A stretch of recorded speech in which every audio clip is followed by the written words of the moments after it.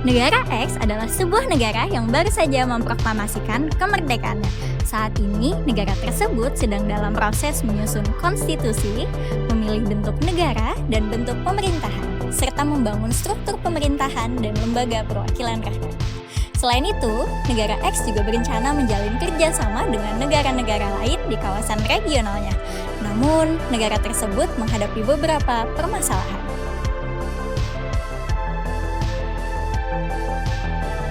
Negara kesatuan atau negara federal? Konsekuensinya adalah negara federal tuh. Karena lebih legas. Yang pertama, kita membahas bentuk negara dan bentuk pemerintahan. Ada perdebatan di kalangan elit politik dan masyarakat mengenai apakah negara X sebaiknya berbentuk negara kesatuan atau federasi, serta apakah sistem pemerintahannya menggunakan model parlementer atau presidensial. Jika negara X memilih bentuk negara kesatuan, sistem pemerintahan parlementer terdapat beberapa kelebihan penting yang dapat mendukung stabilitas dan pembangunan negara yang baru merdeka. Pertama, negara kesatuan memberikan keseragaman kebijakan nasional. Artinya, seluruh wilayah negara X akan mengikuti aturan dan kebijakan yang sama, karena kewenangan utama berada di pemerintah pusat. Hal ini memudahkan negara yang baru berdiri untuk menjalankan program pembangunan tanpa harus berhadapan dengan terlalu banyak perbedaan aturan di daerah. Keseragaman ini juga membantu negara menjadi lebih efisien, terutama dalam hal anggaran karena tidak ada duplikasi struktur pemerintah seperti pada sistem federal. Kedua, negara kesatuan umumnya lebih mudah menjaga integrasi dan persatuan nasional di negara baru. Risiko konflik identitas atau perbedaan kepentingan antar wilayah cukup besar. Dengan kekuasaan yang lebih terpusat, pemerintah dapat memastikan penyebaran pembangunan yang merata serta mencegah munculnya gerakan separatis atau ketegangan antar daerah. Ketiga, jika dikombinasikan dengan sistem pemerintahan parlementer, negara akan memiliki mekanisme pemerintahan yang lebih fleksibel dalam sistem parlementer. Masyarakat ke pemerintah itu bisa dipakai untuk melihat berapa stabil kondisi sosial dapat politik. Dengan cepat diganti jika tidak mampu menjalankan tugas atau kehilangan kepercayaan dari parlemen. Ini membuat pemerintahan lebih responsif terhadap masalah dan aspirasi masyarakat. Fleksibilitas ini sangat cocok bagi negara yang masih mencari bentuk stabilitas politik. Keempat, sistem parlementer juga memiliki koordinasi yang lebih kuat antara eksekutif dan legislatif karena keduanya berasal dari lembaga yang sama, yaitu parlemen. Hal ini membuat proses pembuatan kebijakan berjalan lebih cepat, lebih sinkron, dan tidak terjadi kebuntuan politik seperti yang sering ditemukan dalam sistem presidensial. Untuk negara X yang sedang menyusun konstitusi dan pembangunan awal, proses kebijakan yang cepat dan efektif sangat dibutuhkan. Kelima, negara kesatuan dengan sistem parlementer juga lebih hemat biaya pemerintahan. Struktur pemerintahan lebih sederhana dibanding sistem federal, dan tidak banyak lembaga yang harus didirikan di setiap daerah. Ini membuat anggaran negara dapat dialihkan lebih banyak ke sektor penting seperti pendidikan, kesehatan, dan pembangunan infrastruktur. Terakhir, dengan kombinasi ini, negara X dapat lebih mudah membangun hubungan internasional dan regional karena keputusan luar negeri dapat diambil dengan cepat dan konsisten oleh pemerintah pusat. Secara keseluruhan, pilihan negara kesatuan dengan sistem parlementer memberikan efisiensi, stabilitas politik, koordinasi pemerintahan yang baik, serta memperkuat persatuan nasional, sehingga sangat menguntungkan bagi negara baru seperti negara X. Selain kelebihan tadi, pasti juga ada beberapa kekurangan yang perlu diperhatikan jika memilih kombinasi ini. Pertama, dalam negara kesatuan, kekuasaan cenderung terpusat di pemerintah pusat. Jika digabung dengan sistem parlementer, keputusan politik banyak didominasi oleh elit di pusat. Akibatnya, daerah-daerah bisa merasa kurang terlibat, kebutuhan lokal terabaikan, bahkan bisa muncul ketegangan antara pusat dan daerah. Kedua, sistem parlementer dikenal kurang stabil karena kabinet bisa jatuh kapan saja jika kehilangan dukungan parlemen. Untuk negara yang masih baru berkembang, perubahan pemerintah yang terlalu sering pastinya dapat menghambat pembangunan. dan membuat kebijakan yang tidak berkelanjutan, bahkan bisa menurunkan kepercayaan internasional. Ketiga, ada resiko dominasi partai mayoritas. Dalam sistem parlementer, eksekutif sangat bergantung pada parlemen. Kalau salah satu partai sangat kuat, proses pengawasan bisa melemah dan kebijakan mudah dimonopoli oleh kepentingan kelompok. Jadi, meskipun negara kesatuan dan sistem parlementer punya kelebihan masing-masing, negara X tetap perlu berhati-hati karena ada potensi instabilitas, dominasi pusat, dan berkurangnya representasi daerah.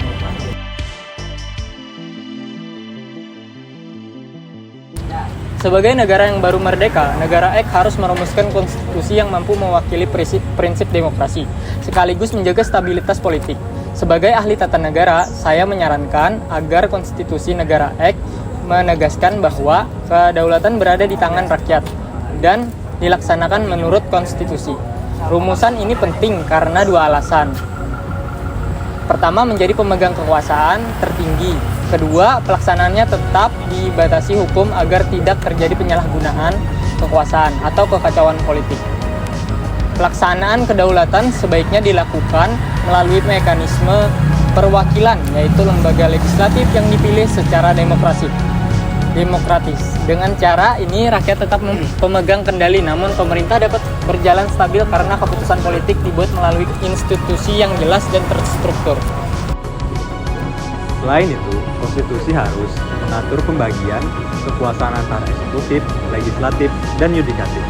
Pemisahan kekuasaan ini berfungsi untuk menciptakan sistem check and balance yang dapat mencegah dominasi kekuasaan oleh satu kelompok. Konstitusi juga perlu menjamin partisipasi rakyat, misalnya melalui pemilu berkala dan kebebasan menyampaikan pendapat. Tidak kalah penting, konstitusi harus memuat perlindungan hak asasi manusia sehingga pelaksanaan kedaulatannya tidak berubah menjadi tirani mayoritas. Kesimpulannya, konsep kedaulatan yang ideal bagi negara X adalah kedaulatan rakyat yang dilaksanakan melalui perwakilan, dibatasi oleh konstitusi, serta dilengkapi perlindungan HAM dan sistem check and balance. Negara X baru merdeka dan sedang menyusun konstitusi. Salah satu tantangan terpenting adalah bagaimana membangun lembaga perwakilan dan inklusif dan sistem pemilu apa yang paling cocok untuk menjamin representasi kelompok minoritas. Dalam teori lembaga perwakilan representasi punya banyak bentuk deskriptif. Yang pertama, ketika wakil menggambarkan identitas kelompoknya. Kemudian yang kedua, substantif, ketika wakil memperjuangkan kepentingan kelompok. Dan yang ketiga, simbolik, ketika kehadiran wakil memberi legitimasi. Yang terakhir, formal yang berhubungan dengan cara wakil dipilih. Sistem pemilu yang dipilih negara X akan sangat menentukan kualitas keempat jenis representasi ini. Sistem proporsional adalah sistem yang paling ramah terhadap minoritas. Kursi dibagikan sesuai persentase suara, sehingga kelompok kecil tetap bisa masuk parlemen. Ini memperkuat representasi deskriptif dan substansif sekaligus. Berbeda dengan itu, sistem distrik cenderung merugikan kelompok minoritas yang tersebar hanya pemenang suara terbanyak yang mendapat kursi, sehingga suara minoritas sering hilang.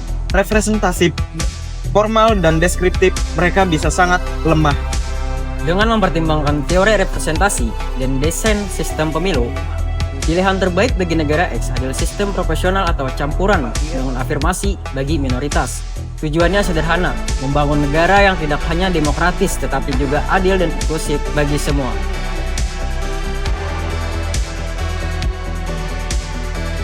Halo teman-teman, hari ini kita akan bahas fungsi 3 lembaga utama dalam pemerintahan, eksekutif, legislatif, dan yudikatif. Nah, dengan memahami peran mereka, kita bisa melihat bagaimana sih sebuah negara dapat berjalan dengan adil dan transparan. Pertama, lembaga eksekutif.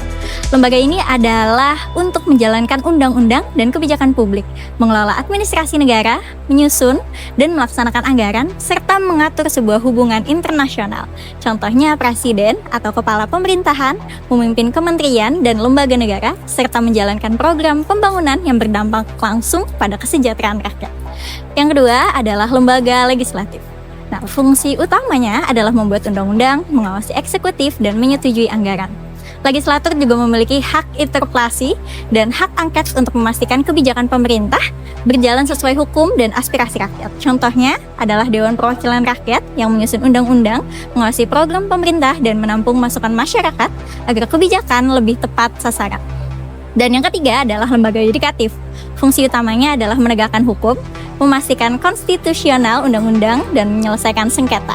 Contohnya adalah Mahkamah Agung atau Pengadilan Konstitusi, memutus sebuah perkara pidana, perdata, dan tata usaha, serta memastikan semua kebijakan pemerintah sesuai dengan konstitusinya. Meskipun lembaga-lembaga yang disebutkan sebelumnya terpisah, mereka tetap saling mengawasi dan membatasi satu sama lain agar tidak terjadi penyalahgunaan kekuasaan. Pembagian kekuasaan ini juga sesuai dengan prinsip dasar check and balance yang mendasari sistem pemerintahan yang bertujuan untuk menjaga agar tidak ada satu lembaga yang menguasai seluruh pemerintahan. Lalu, kalian harus tahu juga nih, apa sih check and balance itu? Check and balance adalah sistem pengawasan timbal balik antara lembaga negara agar kekuasaan tidak disalahgunakan dan pemerintahan tetap adil, transparan, dan akuntabel. Mekanisme ini biasanya diterapkan pada 3 lembaga utama, yaitu eksekutif, legislatif, dan yudikatif. Contoh mekanismenya yaitu jika legislatif menyetujui anggaran yang dianggap tidak efisien, eksekutif dapat menggunakan hak veto. Eksekutif juga bertanggung jawab kepada yudikatif agar kebijakan yang dijalankan sesuai hukum. Legislatif dapat memanggil eksekutif untuk menjelaskan kebijakan tentu melalui hak interpelasi. Menolak atau menyesuaikan anggaran jika tidak sesuai kepentingan rakyat. Contoh mekanisme cek yudikatif yaitu dapat membatalkan undang-undang legislatif atau kebijakan eksekutif yang bertentangan dengan konstitusi, menjadi pengawas independen agar kebijakan eksekutif dan legislasi tidak melanggar hak asasi manusia. Kalau negara X harus memilih satu prinsip pemerintahan sebagai prioritas utama, menurut kami jawabannya adalah akuntabilitas. Kenapa? Karena akuntabilitas memastikan bahwa setiap tindakan pemerintah bisa dipertanggungjawabkan.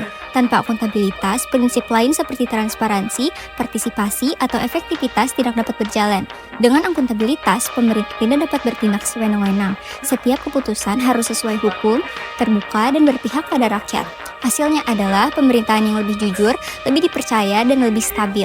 Dan ini adalah fondasi utama untuk menjamin kesejahteraan masyarakat. Penerapannya bisa dilakukan melalui 3 cara. Pertama, membuat aturan dan standar pelayanan yang jelas, supaya rakyat tahu hak mereka dan pemerintah tahu kewajibannya. Kedua, gunakan teknologi dan sistem digital untuk membuka informasi publik dan mempermudah warga memantau kebijakan. Ketiga, libatkan masyarakat lewat survei, forum publik, dan mekanisme pengaduan supaya rakyat bisa ikut mengawasi dan menilai kinerja pemerintah. Jika akuntabilitas dijalankan secara konsisten, maka negara X bisa punya pemerintahan yang bersih, responsif, dan benar-benar bekerja untuk kesejahteraan masyarakatnya. Negara X adalah negara yang baru saja memproklamasikan kemerdekaannya. Saat ini mereka berada pada fase paling krusial, menyusun konstitusi, menentukan bentuk negara dan bentuk pemerintahan, serta membangun institusi politik yang akan menjadi fondasi masa depan. Namun, ketika negara X berupaya menjalin kerjasama regional untuk memperkuat ekonomi dan stabilitas, muncul tekanan dari beberapa negara tetangga. Mereka mengharapkan negara X menyesuaikan sistem politiknya sebelum diterima sebagai anggota organisasi regional. Disinilah dilema muncul. Negara X membutuhkan kerjasama ekonomi, tetapi tidak boleh menyerahkan kedaulatan politiknya yang baru saja dibangun. Dalam teori kerjasama antar negara, tekanan seperti ini dikenal sebagai political conditionality atau syarat politik yang dibebankan pada negara lain untuk mendapatkan akses atau keuntungan. Negara X harus menanganinya dengan strategi, bukan kepanikan. Pertama, negara X perlu berpegang pada prinsip non-intervensi dan kesetaraan kedaulatan. Setiap negara berhak menentukan sistem pemerintahan dan model politiknya sendiri. Tekanan eksternal tidak boleh mengarahkan isi konstitusi atau desain kekuasaan. Kedua, negara X dapat menerapkan soft balancing. Ini bukan tentang menentang negara tetangga secara frontal, tetapi membangun hubungan dengan mitra yang lebih fleksibel, memperkuat dukungan bilateral, dan menciptakan ruang negosiasi yang lebih luas. Dengan cara ini, tekanan politik dari negara tertentu tidak otomatis menjadi dominan. Ketiga, gunakan isu linkage.